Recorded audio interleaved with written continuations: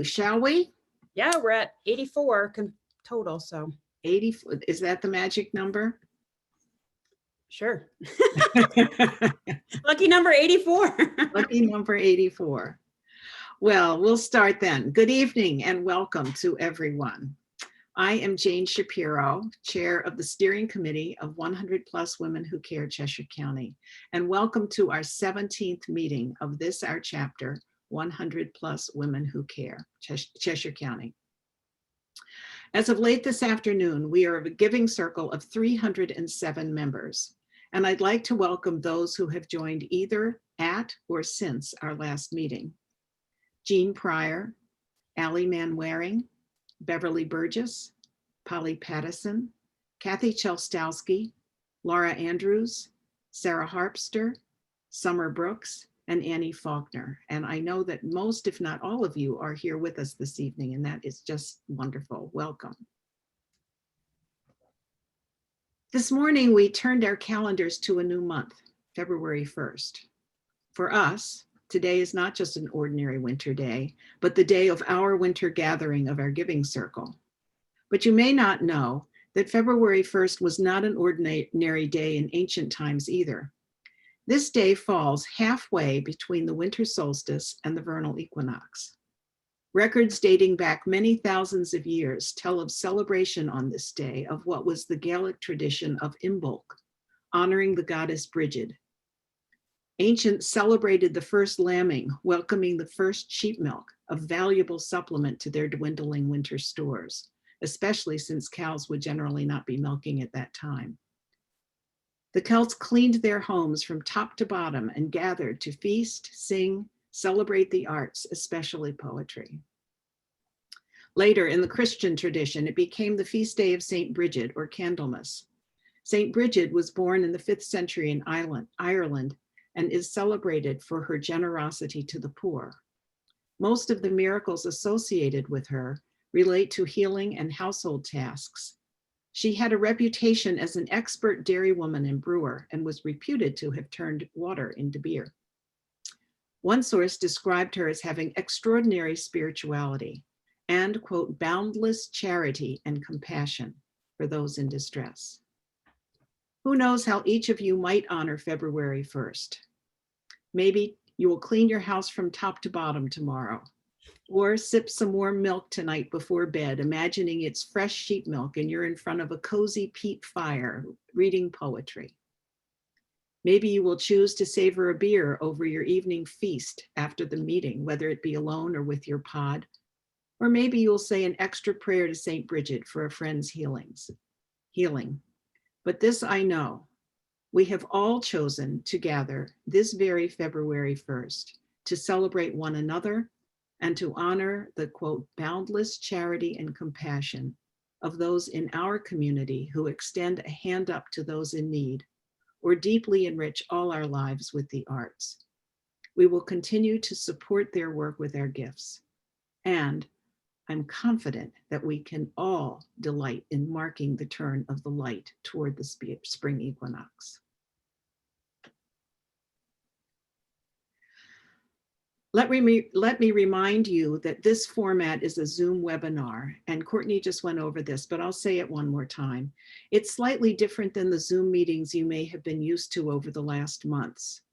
You are the audience, and as such, we cannot hear you or see you. And you cannot hear or see each other, but you can communicate with us. Down at the bottom of your screen, you'll see a little icon that says chat with a conversation bubble over it. And if you click on that, you can type your question, hit submit, and Courtney and Brett will be there to help you. If you have a technical question, they'll be doing it throughout the meeting or during the time that people are presenting their organizations later. If you have a question for the question and answer period, that's the way to get that to us. After all 3 presentations, a poll will just magically appear on your screen, and you will simply check the choice, the organization that you're choosing, submit the poll, very important part, and we will be able to announce the chosen organization at the end of this virtual meeting, just like always.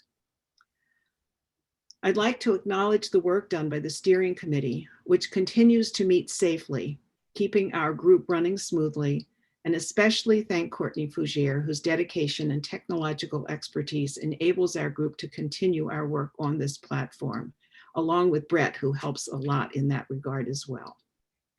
In addition to Brett and Courtney, I'd like to thank steering committee members Lisa Marr, Judith Putzel, Bridget Hansel, and Rhonda Lake. This is the part of the meeting where I give you the 6 reminders, and many of you have heard these before, but for our new folks, please use our website as a source of information about our donations and how we work.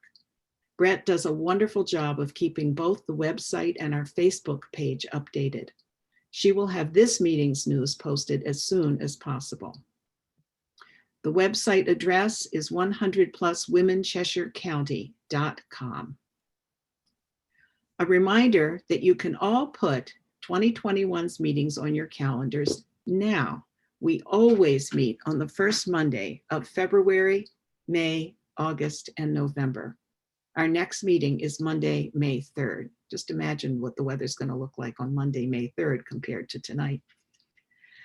We are part of a network of over 650 chapters from all over the US and at least 10 other countries. Our chapter's name is 100+ Women Who Care Cheshire County. We have a sister chapter in the Peterborough area whose name is 100+ Women Who Care Monadnock. When our members see articles in the paper, it can be confusing. Just remember, we are Cheshire County. Only members can submit nominations, and only members can present a nomination at a meeting. Again, nomination instructions are on our website. We've had several requests in the past to make online donations an option for members. We tried offering that option in August and November of last year, and about 50 members chose to donate that way each time. I will give you more detailed instructions before I announce the name of our chosen organization later. If you do send a check, do not make your check out to 100+ Women Who Care. It must be made out to the chosen organization, which you will learn tonight, and again, which will be listed on the website and our Facebook page. I emphasize that getting those checks in right away really makes our work easier and enables our chosen organization to put your donation to work sooner. So thank you for attending to that quickly. In November, we gave $14,885 to Home Healthcare, Hospice, and Community Services' new in-home dementia care program, and an additional $175 to Friends of the Keene Public Library, and $350 to Apple Hill Center for Chamber Music. Unfortunately, our collection rate during this time of virtual meetings has been noticeably lower than previous quarters. For most quarters when we met in person, fewer than 6 members did not donate each time. For November, despite our reminders, 36 members did not donate. If you're one of them, it's not too late to send a check for your donation to Home Healthcare, Hospice, and Community Services Dementia Program. Just send it along.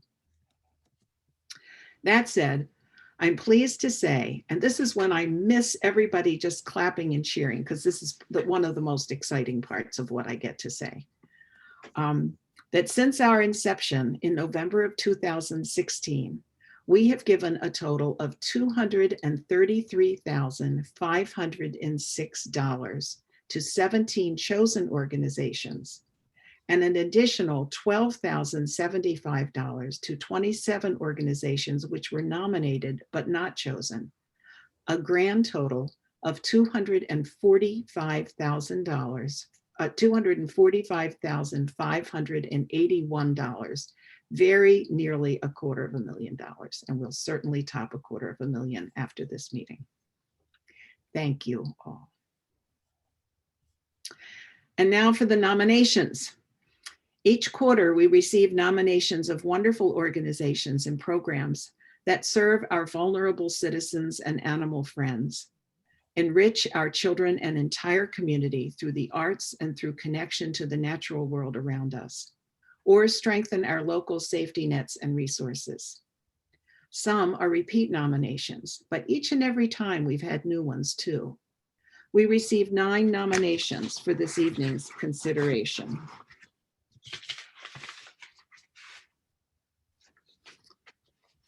Number 1, Volunteers Enabling Transportation, nominated by Elizabeth Sayre.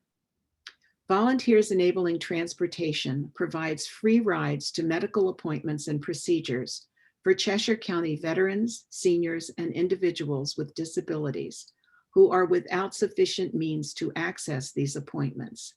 They seek funding for the cost of this needed transportation. Number 2, Feeding Tiny Tummies, nominated by Marcia Levesque. Feeding Tiny Tummies, a program that provides meals to children in over 16 locations throughout our area, seeks funding to replace and upgrade the computer and internet system and establish a volunteer fund. Number 3, Ashwillet Concerts, nominated by Louisa Stonehill. Ashwillet Concerts is an organization which promotes live classical music as a powerful source for good in our community. We are seeking funding for a new Steinway to enable shared experiences through music in the future.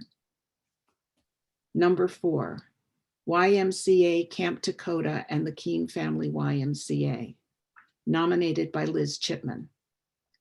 Camp Dakota and Keene Family YMCA, organizations which promote youth development, healthy living, and social responsibility, seek funding to send 20 children from low-income households to summer camp.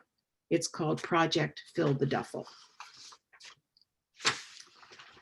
Number 5, Cheshire Children's Museum, nominated by Deb Ganley. Cheshire Children's Museums for All,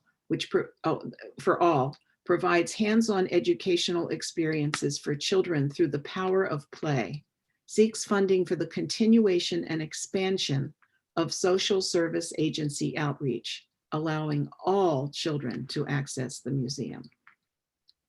Cheshire Medical Center, nominated by Catherine Richardson. Cheshire Medical seeks your support to purchase a lactation pod to provide privacy and convenience for our breastfeeding staff. This is an urgent need due to the surge and number of staff pumping milk. Number 7, Stonewall Farm, nominated by Jessica Fuller. Stonewall Farm, a farm, agricultural education center, provides full-day outdoor education and remote learning programs for children K through 5 to support families during the pandemic. They seek funding for program operations and scholarships. Number 8, Apple Hill Center for Chamber Music, nominated by Elise Cooter and Rebecca Sales. Apple Hill Center for Chamber Music, an organization known for its teaching and performance at the highest level, seeks funding for a virtual series of community concerts recorded and streamed from Cheshire County venues. And number 9, Project Home, nominated by Susan Hay. Project Home provides a community-based alternative to detention for asylum seekers seeking safe harbor at our borders. Asylum seekers live with hosts' families while preparing and presenting their case, and we help them become independent community members. So thank you to all who have made nominations. Unlike our in-person meetings, when we select 3 organizations to present right at the meeting, we have done that in advance in order to be sure that the technology will work for all of our presenters. This was a truly wonderful group, and we wish we could choose them all, but that's not our way. So last Monday, the steering committee met on Zoom, and we watched our volunteer, Peter Hansel, pull the following names out of a bowl. First, Feeding Tiny Tummies, nominated by Marcia Levesque. Marcia will present and then be joined by Jen Dassaw, who will help with the question and answer portion. Cheshire Children's Museum, nominated by Deb Ganley, and Deb will do the presentation. Stonewall Farm, nominated by Jessica Fuller, and she will be joined by Julie Davidson after her presentation to help with the question and answer. So if I could invite Marcia to now come onto the screen, and we will hear all about feeding tiny tummies. Welcome, Marcia. So Marcia, you just need to turn on you muted yourself, I think. So you just need to unmute.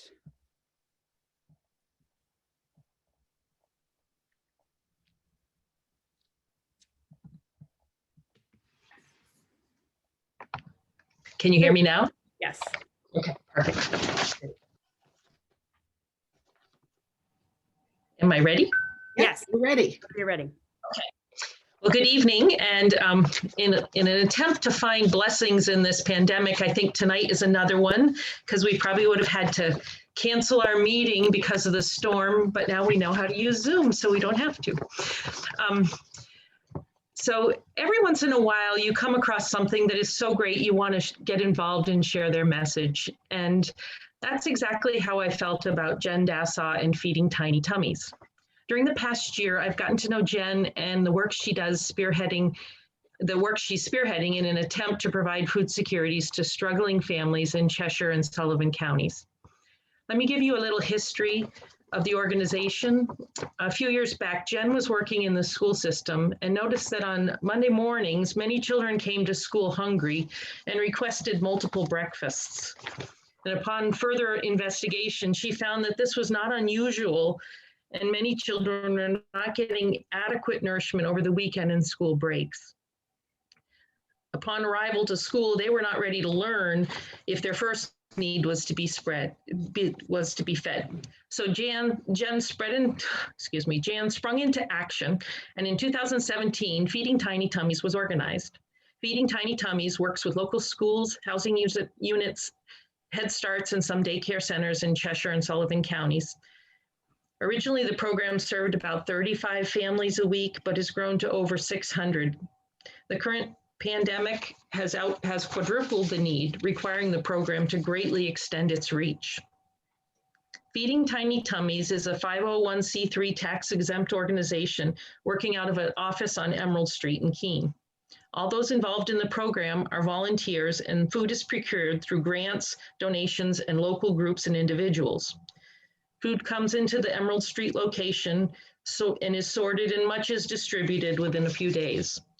And when I asked Jen what we could do to help outside of food procurement, she answered, Feeding Tiny Tummies is in desperate need of a computer system, which would include a desktop, scanner, fax, printer, and all the cables, programs, and accessories that would go with it.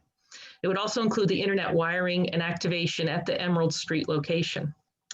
This would assist with the efficiency in running the program, starting with the placing of orders, tracking numbers of children and family, communication with community partners, keeping the webpage up to date, writing grants, educational activities for children, and so much more. So additional funds would be used to help establish a volunteer fund, to identify volunteers when they're out in the community.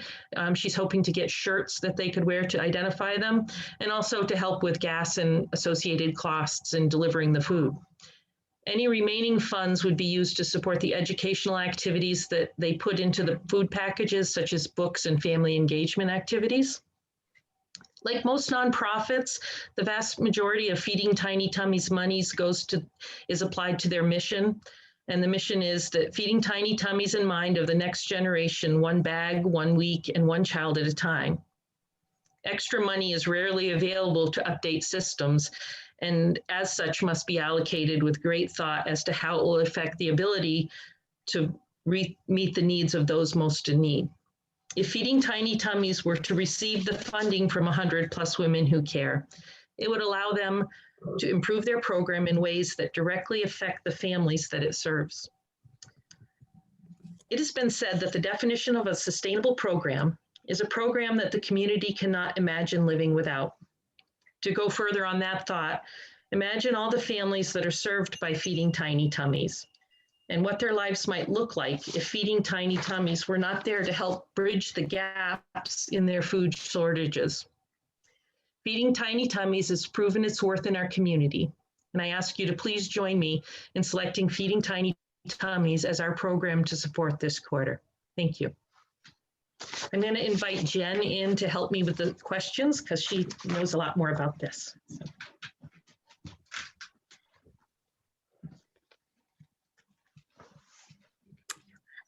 Hello. So we have one question. Do your services overlap with the community kitchen? They do not. We do have some meetings that involve all the different partners from the area, Community Kitchen and 68 Hours of Hunger, and we all communicate pretty well. And our overlap is we're really, really good about hitting different areas. Let me just jump in and remind people that if they have questions, to go to the bottom of your screen and you see the word chat with the little conversation bubble, click on that, and that's how you can get your questions. What is your primary source of revenue? Grant writing. I do write lots of grants.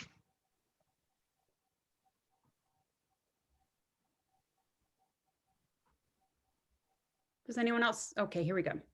Have you specific schools that you focus on? How far do you go, or is it only the Keene schools? Oh no, we do Keene, but we also do Winchester, Swansea Head Start. Stuff goes into Marlborough. We work with the Much program, so food goes into Marlborough, Gilsum, all surrounding towns, Ashwillett, Hinsdale. I try to really work with the outer towns that don't have a lot of resources. Do you deliver cooked food or food they prepare themselves? I provide them with the ingredients to prepare their own meals. Fresh produce, fresh bread, dry goods. Many times they get fresh milk. A lot of times they'll get a pound of meat. It depends on the week and what we have access to at that time. Many weeks they get yogurt. What is your operating budget and how are families selected? Operating budget, I don't have it off the top of my head, but it costs probably about $5,000 every 2 weeks to run our program. So like $10,000 a month. But what was the other piece? Who gets into the program? Oh, I don't make it painful for families because nobody wants to be in this situation. So either a teacher or a administration of a school will reach out to me, but I have had families call me directly because they don't want their school to know that they're struggling. So when they reach out to me privately, I either deliver to their home if they can't, or they pick up in a location that I have specific for people to pick up at the Emerald Street location. Have you applied to United Way for funding? I have not. Could you renew the numbers of children you reach over time? I'm not exactly sure. Maybe review. We're doing about 600 families a week. And what's the specific age range for the children you serve? It is all ages. It's from preschool all the way up to, but I will tell you, I even have families that are reaching out that might need formula, or I have some elderly that might reach out because they don't have any bread or milk.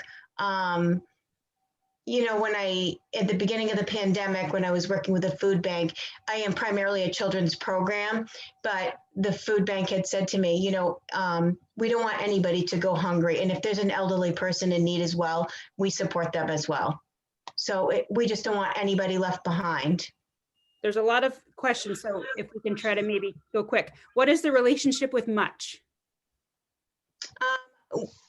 When the pandemic hit, the Much needed somebody to help them get the food and fill the bags to go out to the areas that they cover. So we work pretty closely.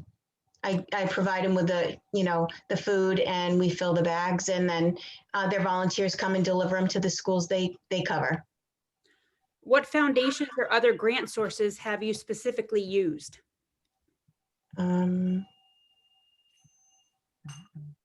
I don't understand what that means.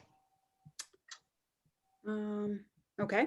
I think it means that you've written grants and they wanted to know who you wrote the grants to and who you got money from with the grants. let's see, I've done Unify, I've done Muskoma, More Than a Thrift Store, New Hampshire Children's Trust. We've gotten some funding from Fenton Family, the dealership. Let me see, where else? That could, There's maybe some maybe others. one more question, Courtney. Okay. Do you work with the SAU food service or consult with them?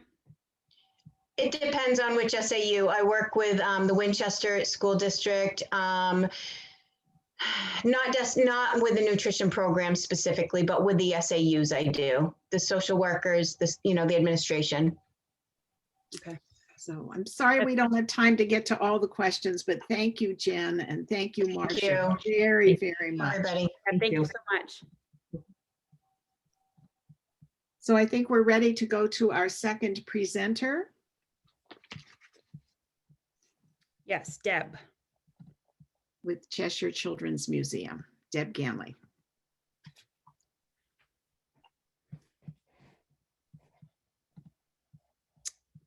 So she's muted. There you go. Perfect. Be all set? Yes. All right. Hi, everybody. Good evening on this snowy night. I'm Deb Ganley. I'm the Executive Director of Cheshire Children's Museum. Tonight, I want to speak to your hearts about the museum and how together we can ensure that all children get to experience the joy of learning through play. First, some background about the museum. After adopting a child from Romania with some developmental delays and taking her to many children's museums, like 1 to 2 hours away, I thought we need one of these in Keene. Through a lot of work by a lot of people, Cheshire Children's Museum opened in August of 2012 in the Colony Mill. Our magical environment was created where children from about 10 months of age to about 10 years of age could discover, explore, and learn through the power of play. We created exhibits sponsored by local businesses and organizations. And when the Colony Mill was made into apartments, we moved next door into the center at Keene. Before COVID, our average visitors was about 31,400 per year. Children can ride to space, work at mission control, be a school bus driver, work in construction, perform on a stage, be a farmer, a vet, and so much more. We have a separate space for toddlers to crawl around to be safe. Our newest exhibit is fire safety, where children can be a firefighter on a fire truck or practice calling 911 for an emergency. Now that you know a little bit about the museum's background and what we offer, I'd like to focus on why I'm asking for your votes. From the very beginning, community outreach has been important to us. Our goal at the museum is to make sure all children can experience using their imaginations to learn through the power of play. We would use the donations to fund and expand our social service outreach, which is critical again to all children being able to play and learn. We currently provide free admission to MDS, Rise for Baby and Family, Cedar Crest, MFS, foster families, HCS, and others. These visits often include developmental screenings, speech therapy, and supervised visits. Children have the chance to build many skills, including math, literacy, and science, as well as, and maybe more importantly, social skills, all through the power of play. Our goal is to continue this program and to expand to other organizations that serve children, such as the Keene Housing Kids Collaborative. We want to ensure that all children have the opportunity to play and learn. In 2019, we donated about $8,000 worth of passes for this effort. And we donated another about over $6,000 for discount EBT passes. And what that is holders of EBT cards, which are electronic benefit transfer cards issued by the government for families with lower incomes, they receive a $2 admission instead of the usual $7 admission fee. We have been absorbing the costs of these outreaches. In December, we received $1,000 from Keene Elm City Rotary Club toward this effort, for which we are grateful. As a small nonprofit, it is becoming increasingly difficult to sustain, let alone expand such outreach. In COVID times, this program is in jeopardy when it may be needed the most. Given that we have $1,000 funded of the approximately $14,000 needed for our social service outreach, funding from 100+ Women Who Care Cheshire County will have a huge impact on us.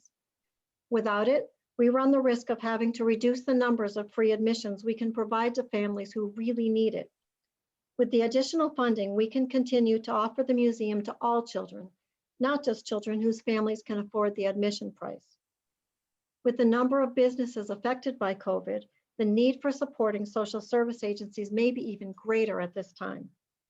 With funding, we would be able to continue and expand to other organizations that work to improve the lives of young children.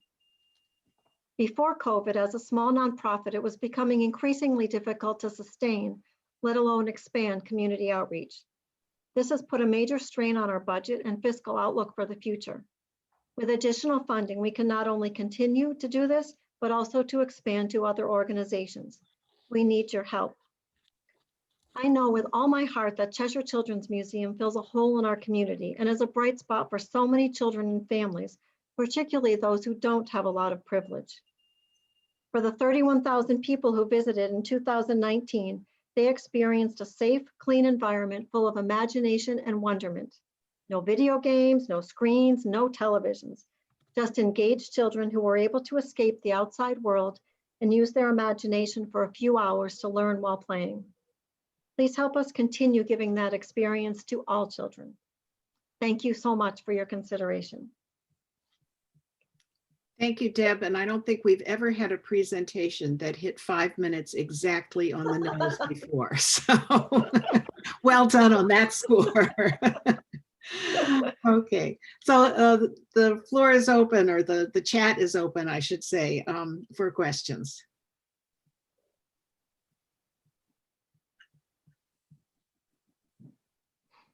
I will read them as soon as I see them. I promise. Looks like you covered a lot in your Wow. presentation there, Deb. The questions are not coming. Here we go. How has the museum been affected by COVID? Oh, greatly. We closed last March, and we reopened, I think it was either late September or October, and we were open until December when we had to close again because one of our employees contracted COVID. We weren't exposed at the museum at all, but then that affected her roommate, who was also an employee of the museum. And we decided that, we're taking some chances here that we don't really want to take right now. And so we are currently closed. Our board is meeting, we meet on Thursday of this week to decide when we'll reopen. How often do you change your exhibit?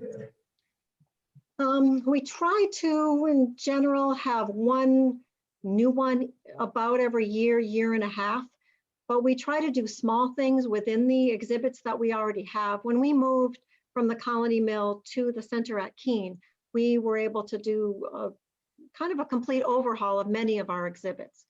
And the ones we have right now are pretty popular. So as I said, we try to tweak them or add something to it or change something in the exhibits. Our latest one was the fire exhibit, which opened last October. And children are really, we worked with the Keene Fire Department on that, and also Fenton Family Dealerships, who sponsored it.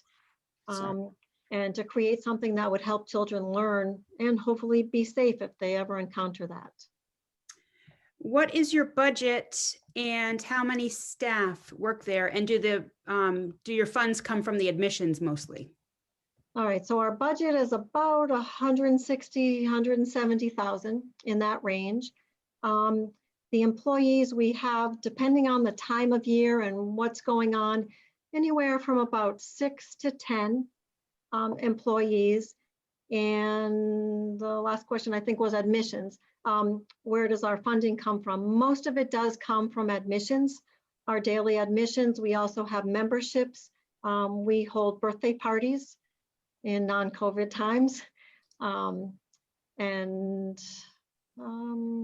we have a very small gift shop. What do you feel assures your sustainability? Your work is very important. Thank you so much. I couldn't agree more. We feel that, the most important thing is for us to reopen. So I'm really anxiously looking forward to our meeting on Thursday so that we can get people in and children playing again. Do you have a dialogue with Keene State College?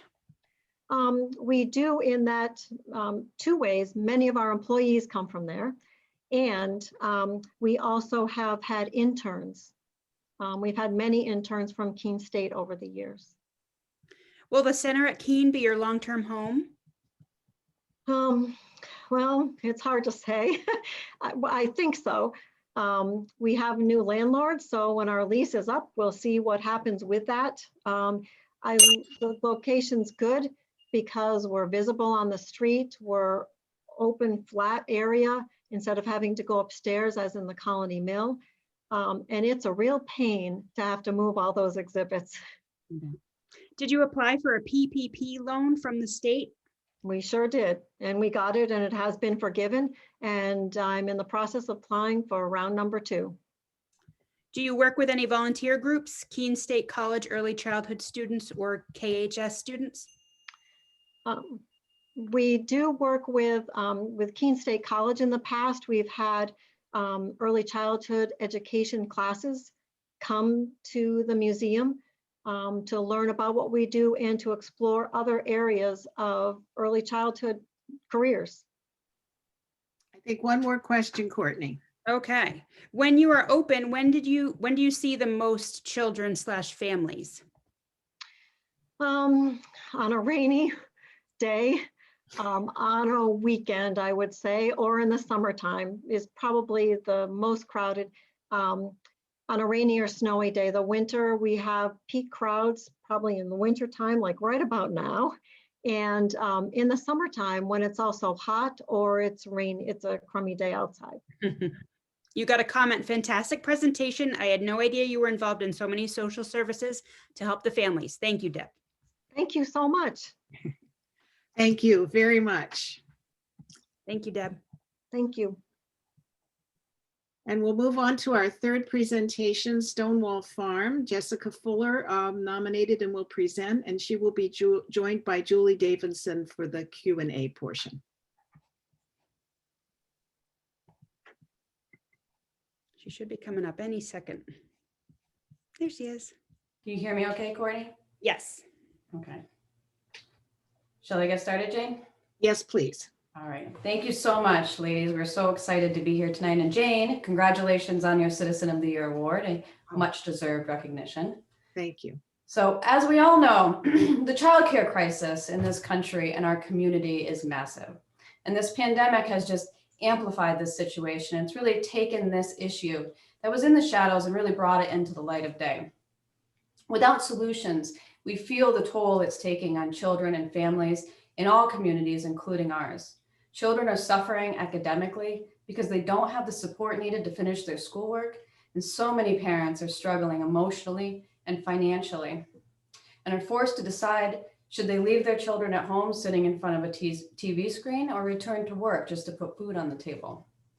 Stonewall Farm, a community-supported demonstration farm right here in Keene, whose mission is to ensure vibrant communities and a healthy planet, has leveraged their resources to tackle the physical, emotional, and academic development of children in our community. We are excited and honored to provide a solution through our outdoor enrichment and education program. And we're now seeking ways to offer tuition assistance so that more children and families in need can benefit from this amazing program. Through Stonewall's outdoor enrichment and education program, children join us on the farm from 1 to 5 days a week, depending on their need. And while on the farm, they receive academic enrichment through our science and nature-based curriculum. Support is also provided to children as they navigate their remote and hybrid curriculum. Our 120 acres of fields, forests, and trails also provides a place for them to move their little bodies, to run and play, and offers them safe opportunities to socialize with their peers. The children are involved in the daily routine of the farm, which gives them a sense of stability and connection during a time of uncertainty and anxiety. The impact we've already had on the lives of approximately 50 children and their families just through this program can be felt through the testimonials of those we have served. One mother shared with us, "In September, I was struggling. I was in the final semester of college classes with 3 small children and working nights as a nurse in the emergency department. The program at Stonewall Farm was a complete blessing. They provide a flexible registration program that allowed me to register week to week. The teachers are wonderful and patient and treated my kids lovingly. My kids came home happy and tired with snippets of new nature knowledge to share. This program gave me a respite to weather the stresses of the pandemic and was a gift for my children. We've all heard stories like Juliana's over and over again, and we at Stonewall are honored to meet this incredible need through our unique program. But to understand why Stonewall is such an amazing place for these children to find themselves, you really need to understand what a robust and thriving setting it provides them. There's magic happening at Stonewall. By reevaluating everything we thought we knew about farming, Stonewall, through its innovative farming practices, is unlocking the power of healthy soil. Healthy soil can do incredible things like combat climate change through carbon recapture, and it's instrumental in solving global issues like flooding and drought. Stonewall is a demonstration farm. They take chances and try new things that small farms may not be able to afford to try, and they're committed to finding and leading the way in the evolving art of farming. Our ambitious and visionary executive director, Julie Davidson, who will join us later, is successfully building relationships with innovative and enthusiastic individuals and organizations like the New England Healthy Soil Group, the Savory Foundation, the Cheshire County Conservation District, and many others, so that we may be the nexus between these groups and farmers in our community. We are assembling the systems needed to incubate and train emerging farmers. And all of this is happening while we remain free and open to the public 7 days a week. The farm is a model of transformation. And we also have the space and the energy to feed the souls of children in our community. We can give them the time and attention they need so their minds and their bodies can grow and thrive, and their parents can return to work without the burden of guilt and challenges of leaving their children alone. Our program has been incredibly successful so far, but the need is vast, and we desperately want to expand our services to those that need us most, but can't afford the cost of tuition. So while we hope that the need for our outdoor enrichment and education program is short-term, we strive to have a long-term impact on the children and families we serve in this community. Thank you so much for the opportunity to share our story. We're so grateful to be part of this incredible community. Thank you so, so much. I sure learned a lot about your program, so I suspect many other people did too. Thanks, Jane. And I see that that Julie has joined us, so go ahead and as soon as we get a question, we'll go ahead with it. Yes. So what is the cost of participating in the program? Mm-hmm. We have a sliding fee scale that is based on the number of days that children attend a week. So it's $55 for 1 day and up to $199 for a full 5-day program. How have you managed during COVID, and what protocols do you have? So we've been really fortunate. We've managed really well. I think the farm provides a great setting for safe social distancing. We can take the children outside a majority of days, and our event space, which is, typically rented out and a major source of income for us, is not in use right now. So we have 3 different areas in the barn, in the building that we can separate and keep children safely social distance. So it's worked well. And of course we have mask wearing and sanitizing and all of those protocols in place. So how do you qualify need? So need would be demonstrating a financial need and not able to pay. We've had parents and schools reach out asking about the tuition costs. So that's what prompted us to, seek funding through the 100+ Women Who Care, but also other sources to help support tuition for children in need. How many children would benefit from a grant from 100+? So it varies based on the number of days that children need to be enrolled. Some families send their children 1 day. While schools were fully remote, some families sent their children 5, and then some just use 2 to 3 days a week when children are in hybrid. And so based on whether or not they need full day, we're anticipating anywhere between 20 to, it could be as many as 100, but that's on the extreme end. That's assuming everybody only enrolls 1 day a week. So we just don't know how many days, if we are fully enrolled, children will need. Does this run through the summer? So we typically offer a summer camp every year. We have throughout our 25-year history. We operated a summer camp this past year at a reduced capacity. And so, yeah, I mean, this would, I guess, essentially run into summer, if it continues, if the need continues throughout the remainder of the school year. Roughly how many children do you serve during the camps, and what are the age ranges? So typically we can serve anywhere between 65 to 75 children a week during summer camp. We also run school vacation camps. This is something that has always happened pre-COVID. And so those numbers vary slightly. The vacation camps, maybe we would have 20 children a week. And so through the current program, since we started it in September, we've served up to 50 children. And there could be up to, right now, 15 children a day. This is a quote. I like that your focus is on soil regeneration that ultimately has a positive climate change impact. Are the children aware that you are working to combat climate change, thereby bringing that to their awareness? Yes, and obviously on a developmentally appropriate level.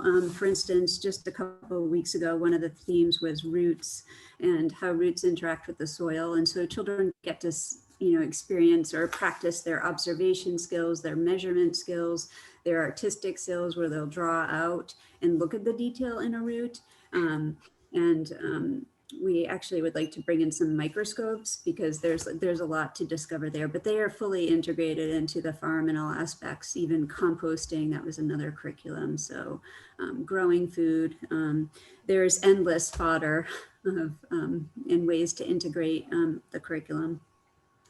What are the hours, and is there a homeschooling program as well?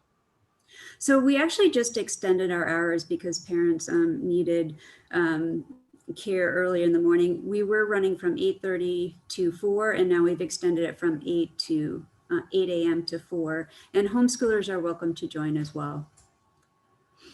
And maybe the last question, would you use the money for tuition only? We had talked about that, and so I think in the introduction it was mentioned operations, but we do want this to go to tuition, and then a small amount in case children need clothing to participate warmly, safely, comfortably in the outdoor programming. We would spend a portion on that if need be, and we couldn't get it donated.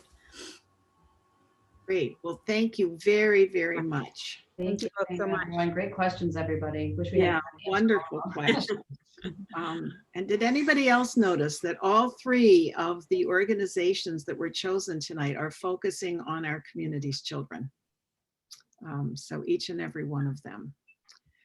So you will see a poll appear momentarily right in the middle of the screen magically, and you'll have 3 minutes to submit your choice. Don't forget to hit the submit button.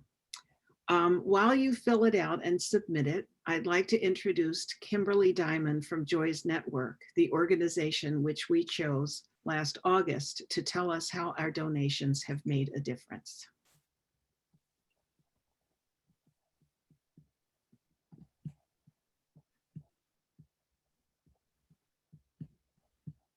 Hi there. I think I just got switched on to a panelist.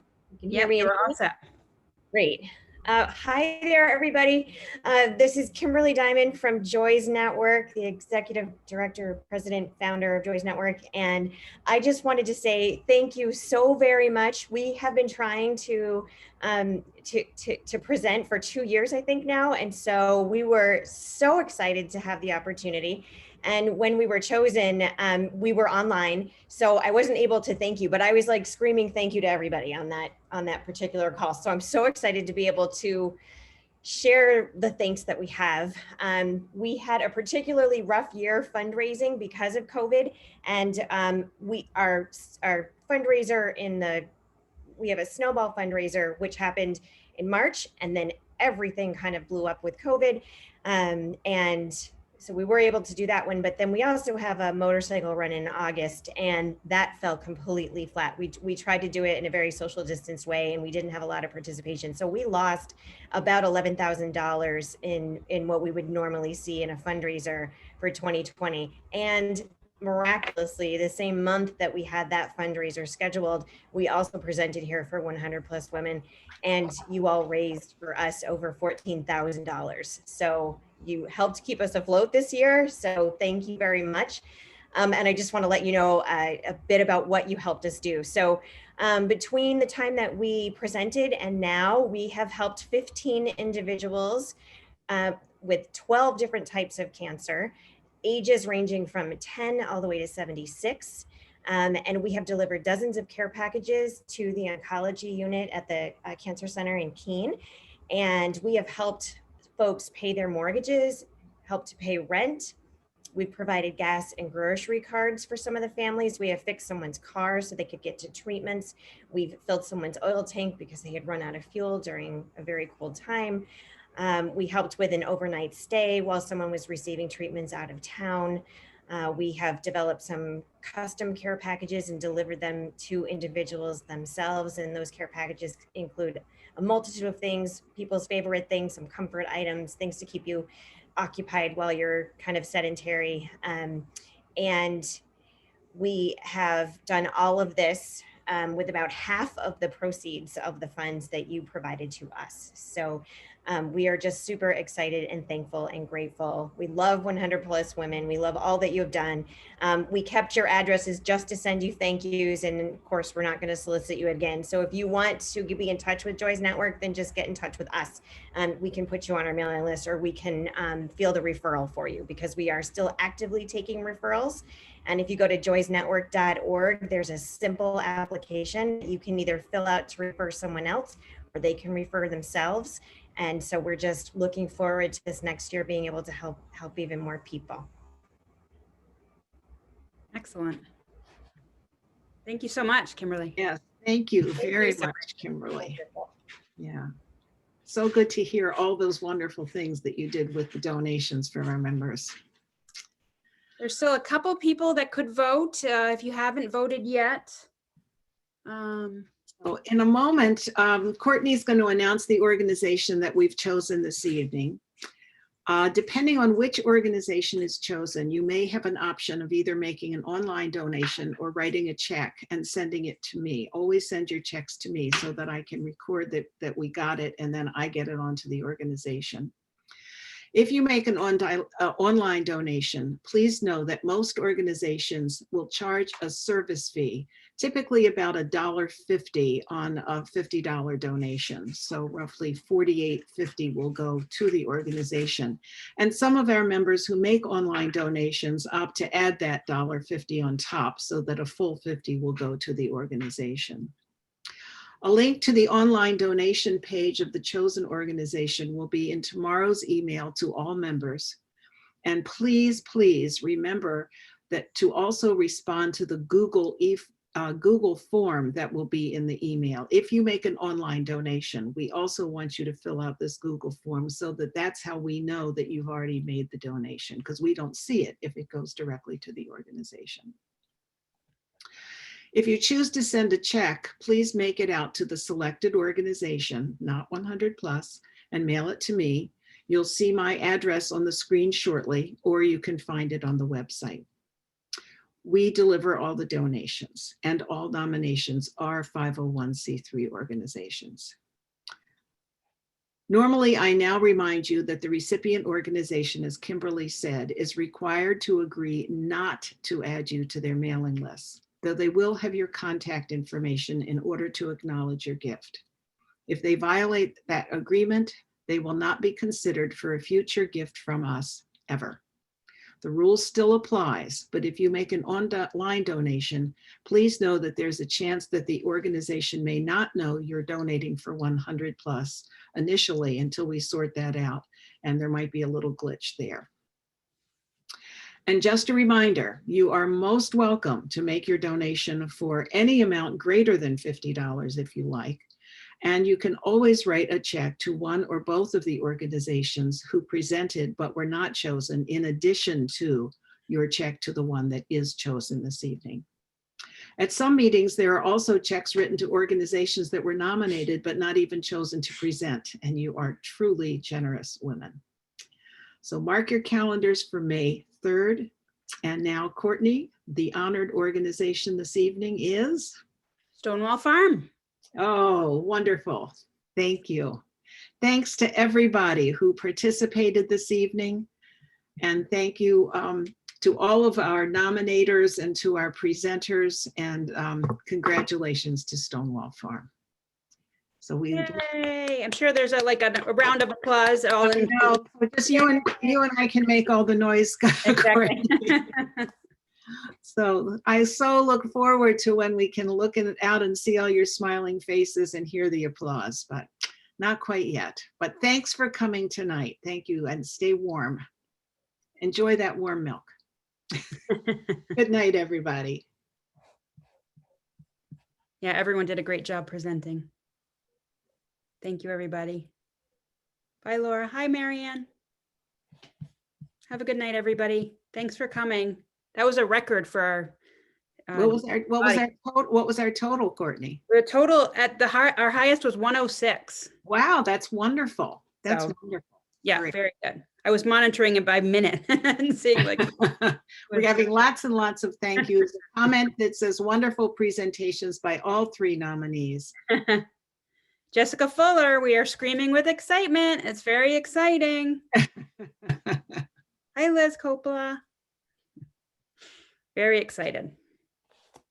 Everyone did a great job.